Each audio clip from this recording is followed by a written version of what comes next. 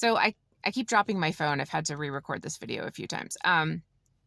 So here is the viewpoint of Montana that I'm in right now. I will give you a better view once I'm out of this truck stop. It's kind of, it's like not quite the view that I want to show, but it's also where I'm going to be napping for a little bit of time. Because like I said, I'm exhausted, and my big lesson, well, there's a few lessons happening right now. A few, like, you know, I wouldn't say lessonings. It's not like lessonings. I wouldn't say lessons. It's not like I didn't know that I had to renew my tabs and register my car. It's just that I hit a huge snag. I wasn't able to do it when I was supposed to do it. And then I just kind of put it in the back burner of my mind, like as something I will deal with eventually.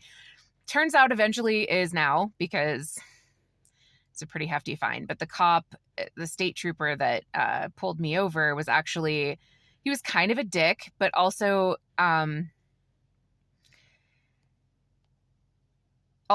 you know, he could have charged me with a criminal offense for having an unregistered vehicle. And because he knew that I was traveling across the country to see my mom, I was trying to get home.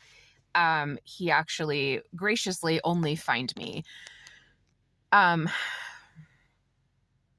And then I hugged him, and it was really awkward for him, but he also kind of appreciated it. But also it was really awkward because he was trying really hard to be grumpy and serve me with like papers of doom.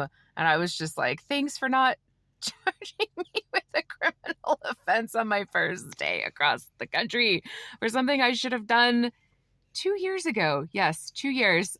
Listen, comment as you will, whatever. Like I said, these videos are for me, not for you. No, they're totally also for you. And I don't know who you are. Again, you could be somebody, you could be nobody. And I don't mean like you're nobody. I just mean like nobody might see my channel at all ever, and that's okay. But I do want to document this trip, mostly because I got to stop saying, eventually these will smooth out, you guys. I do have some experience public speaking and acting and all of that. So I'm trying to not be like, but you know, I'm under caffeinated and over caffeinated at the same time. And I'm exhausted, and I had a really, really shitty day yesterday. So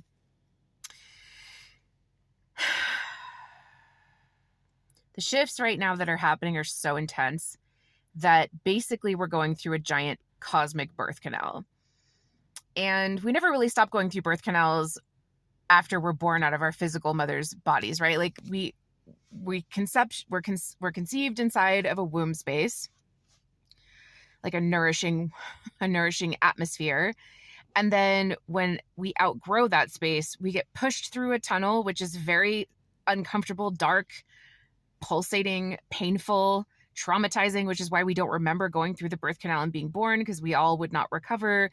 And then we come out into the world, which is like another womb space. It's a much bigger womb space. But that process kind of continues throughout the course of our lives, right? Like we'll enter a situation, we'll grow and learn and take all the sustenance we can from that situation. And sometimes that looks like absolute and total destruction.